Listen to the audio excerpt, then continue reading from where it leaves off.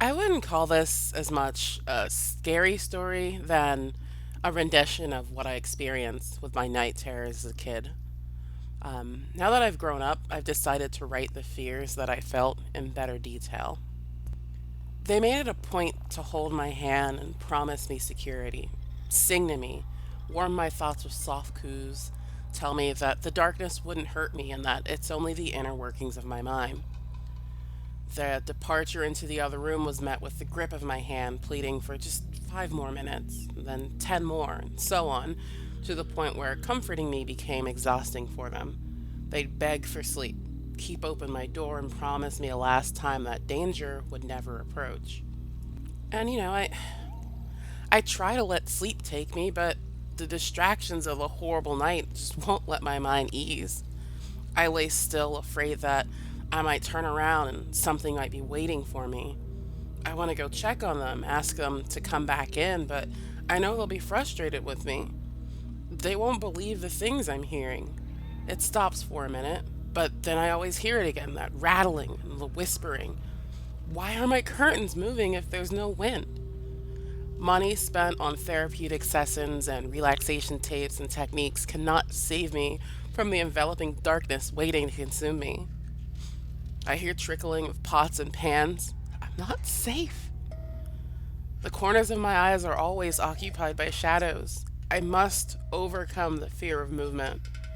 I have to turn on the light that they shut off every night. I get up, not breathing as I move, because if I breathe, I'll be detected by the things in the dark. So I turn on the light. It strains my eyes, but it keeps me sustainable. How can they sleep? Are they safe? I can't protect them. Something is going to hurt all of us in this home, in that dark spot in the corner behind my closet door that still leaves mental scars. I go through it in my mind again. Did I remember to close every door in the house? The room across from me must be closed, or something repulsive will sneak. It'll come from the room crawling, making those strange noises that I hear. But I can't close my door. My door must be open. If I close my door, it'll lock in on me, and then they won't be able to reach me. And I won't be able to escape what traps me inside my room when the door is closed. And what it will do when it's all alone with me, I don't even know. This is my final night, I tell myself. I may not survive tomorrow. Every cell in my body pulsating with a hot, sticky fear and sweat from under the covers that won't shelter me from harm, but I wish they could. I start to get that feeling again. I can't breathe. Am I dying? The only thing I can do is just lay there, sweat, and forget to breathe. But I feel like I need to scream. I want them back in here. I want them to save me. I scream as loud as I possibly can. Call her name because I know he'll be more frustrated with me. She runs in with her robe wrapped around her in a hurry, tells me to calm down. The bags under her eyes are developing more so every night now. I feel guilty, but I feel better.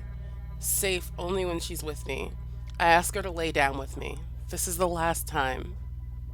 I tell myself that it's okay, that I'm foolish. And even when the lights go out with a flicker of her finger, I feel safe with my guardian in the room. I'm still thinking, slowly drifting, but thinking.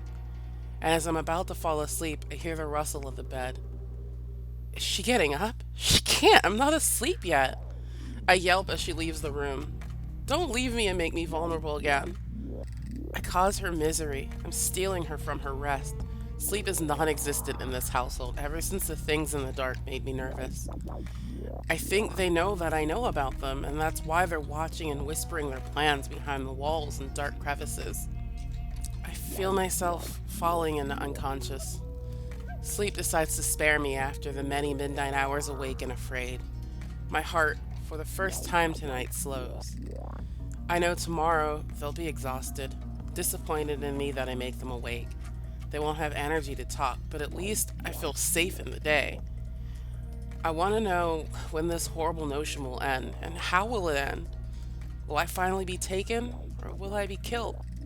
Will they be taken from me, forcing me to live alone? Will I find them face down in a puddle of blood, or worse? I don't want to think like this, but the sounds and the voices at night lead me to these conclusions. Please, I beg of myself, just let it go away.